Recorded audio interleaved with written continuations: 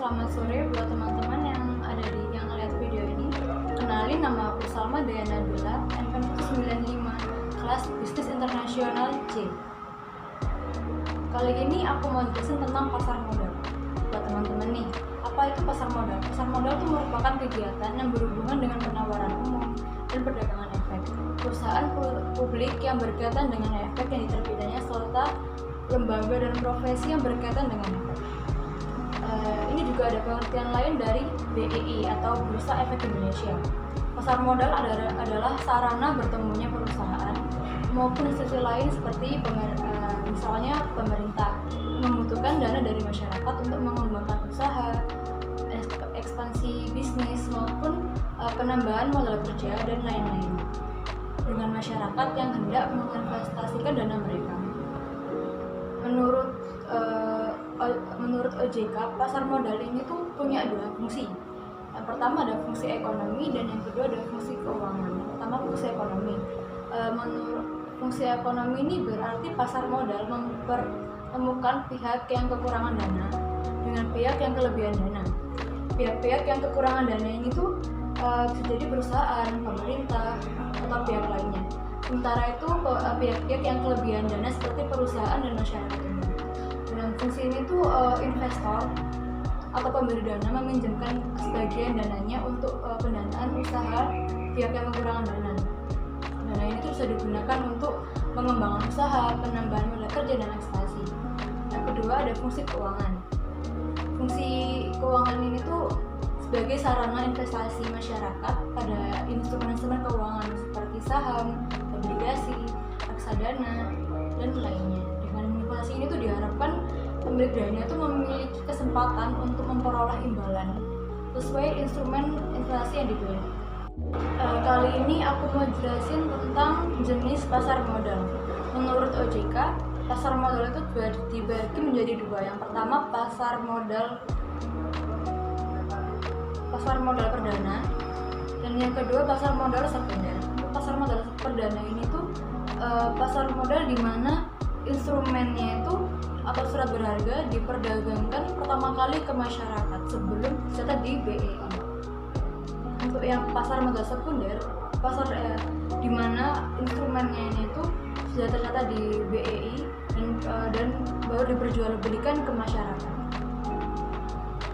Oke, selanjutnya aku mau jelasin tentang instrumen pasar modal. Yang pertama adalah saham. Saham merupakan surat berharga yang menjadi bukti kepemilikan atas sebuah perusahaan. Yang kedua ada reksadana. Reksadana ini tuh dikenal sebagai instrumen investasi yang menjadi wadah untuk pengumpulan serta pengelolaan dana beberapa investor. Dana tersebut itu akan dikelola oleh manajer investasi menjadi berbagai instrumen seperti pasar uang, obligasi, saham, atau efek lainnya. Nah, yang ketiga ada surat utang atau obligasi. Kepemilikan dari obligasi ini tuh dapat dipindahtangankan dan pemegangnya itu memiliki hak untuk memperoleh bunga serta pelunasan hutang pada jangka waktu yang telah ditentukan. Yang terakhir ini ada ETF atau Exchange Traded Fund. Surat berharga ini tuh sebenarnya memiliki kemiripan dengan reksadana.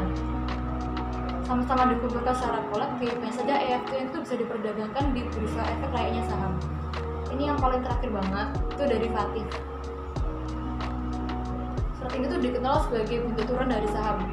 Terdapat dua jenis, yaitu warrant dan rights. Tiga lembaga yang memiliki peran penting dalam pasar modal. Yang pertama adalah OJK atau Otoritas Jasa Keuangan. OJK ini itu adalah lembaga yang melakukan pembinaan, pengaturan, pengawasan sehari-hari dari kegiatan pasar modal. Peran OJK itu untuk menciptakan kegiatan yang teratur, wajar, dan efisien, serta melindungi kepentingan pembantu dan masyarakat. OJK ini tuh memberikan wewenang seperti memberi izin usaha kepada bursa efek, lembaga clearing, dan lembaga keuangan lainnya. Ada bursa efek. Bursa efek merupakan pihak yang menyelenggarakan dan menyediakan sistem dan sarana untuk mempertemukan penawaran jual beli efek. Efek sendiri adalah surat berharga pengakuan utang, surat berharga komersial, saham, obligasi, dan bukti utang, penyertaan kontrak investasi kolektif, kontrak berjangka atau efek dari setiap derivatif dari. Nah, yang terakhir, perusahaan efek. Perusahaan efek ini tuh merupakan lembaga yang memiliki izin untuk menjalankan kegiatan usaha sebagai perantara perdagangan efek yang sudah mendapatkan izin dari OJK. Salah satunya adalah perusahaan manajer investasi yang berperan untuk mengelola dana dari investor reksadana.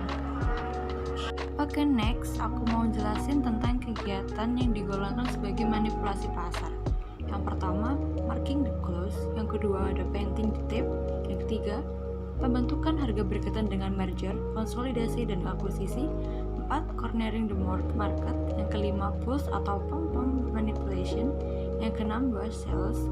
Yang ketujuh, matching order. Yang kedelapan, free riding. 9. Special allotment. Yang terakhir adalah churning.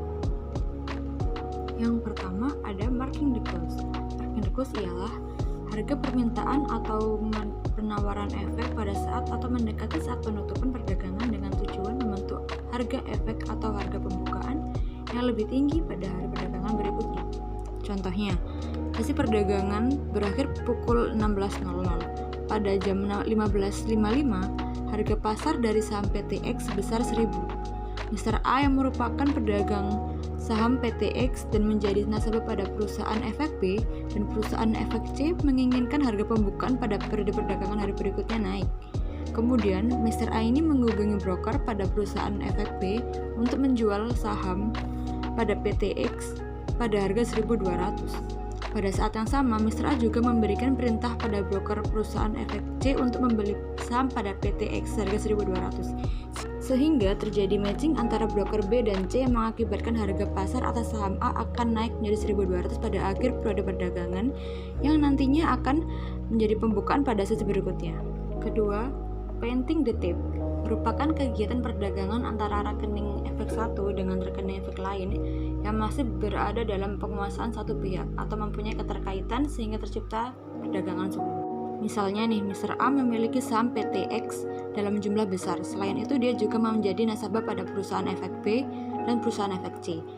Mr. A menginginkan harga saham pada PTX dari 1.000 naik menjadi 1.200. Kemudian, Mr. A menghubungi broker pada perusahaan efek B untuk menjual saham pada PTX pada harga 1.100. Pada saat yang sama, Mr. A juga memberikan perintah pada broker perusahaan efek C untuk membeli saham PTX pada harga 1.100.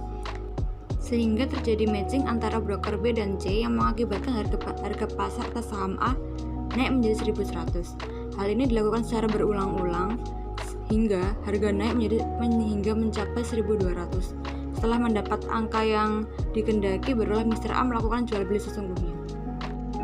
Ketiga, pembentukan harga berkaitan dengan merger, konsolidasi, dan akuisisi. Bahwa pemegang saham yang tidak menyetujui rencana merger, konsolidasi, dan akuisisi berhak meminta pada perseroan untuk membeli saham dengan harga yang wajar. Pemegang saham dapat memanfaatkan ketentuan ini untuk kepentingan pribadi melalui manipulasi pasar. Misalnya, Mr. A sebagai pemegang saham PTX, di mana PTX ini akan melakukan merger dengan PTY. Harga saham PTX sebelum adanya rencana merger ini sebesar 1.000. Namun, Mr. A tidak menyetujui adanya merger, sehingga Mr. A berusaha untuk menaikkan harga dengan harapan agar dibeli dengan perusahaan pada harga yang lebih tinggi. Keempat, concerning the market, yaitu membeli efek dalam jumlah besar sehingga dapat menguasai pasar. Praktik ini dapat dilakukan dengan cara short selling, yaitu menjual efek di mana pihak penjual belum membeli efeknya. Short selling ini dapat dilakukan dengan cara meminjamkan efek dari concerning kepada pelaku short selling, tetapi kemudian menarik kembali saham dalam pinjaman tersebut sehingga pelaku short selling harus mencarinya di pasar. Misalnya nih, Mr. T mengambil keuntungan dari situasi tersebut dengan melakukan concerning the market, yaitu membeli dalam jumlah yang besar efek tertentu dan menahannya sehingga banyak orang atau banyak penjual yang mengalami gagal serah efek dan terpaksa membeli di pasar tunai yang sejak dari awal tadi sudah dikuasai oleh Mr. T tadi. Kelima, pulse atau pump manipulation merupakan perhimpunan dana dalam jumlah besar oleh sekelompok investor di mana dana tersebut dikelola oleh broker yang memahami kondisi pasar. manajer dari perusahaan tersebut membeli saham suatu perusahaan dan menjualnya kepada anggota kelompok untuk mendorong frekuensi jual beli efek sehingga dapat meningkatkan harga efek tersebut.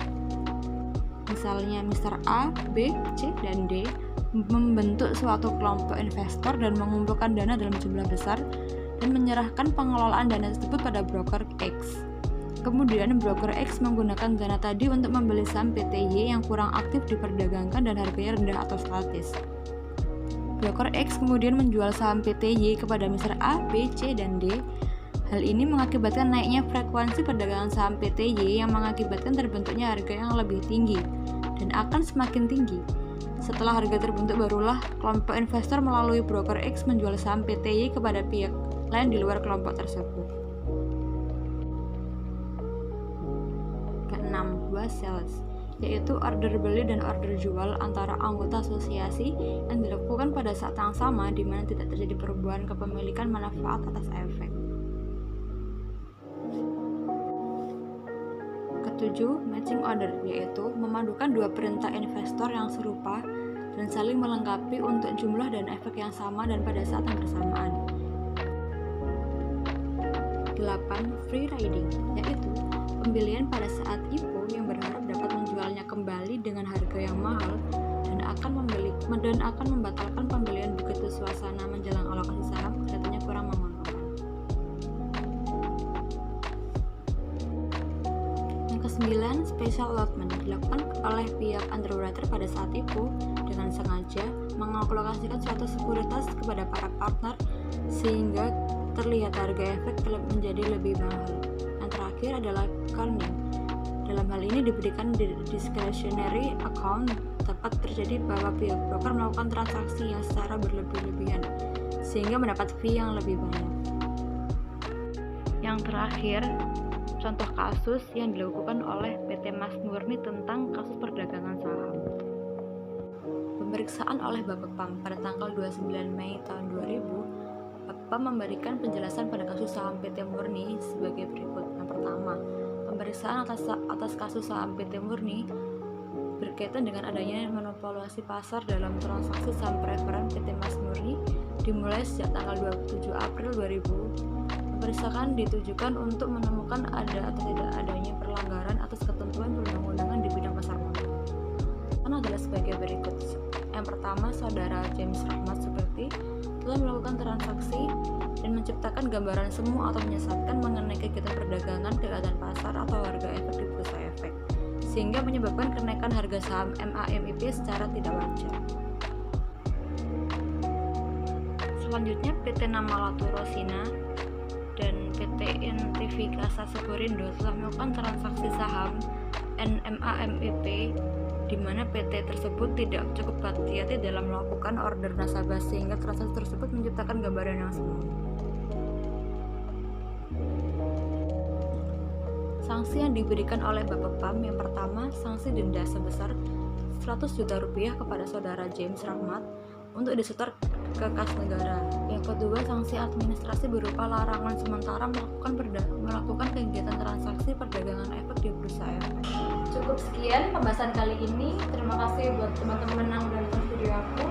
Semoga kalian di sana sehat selalu. Sekian dan terima kasih.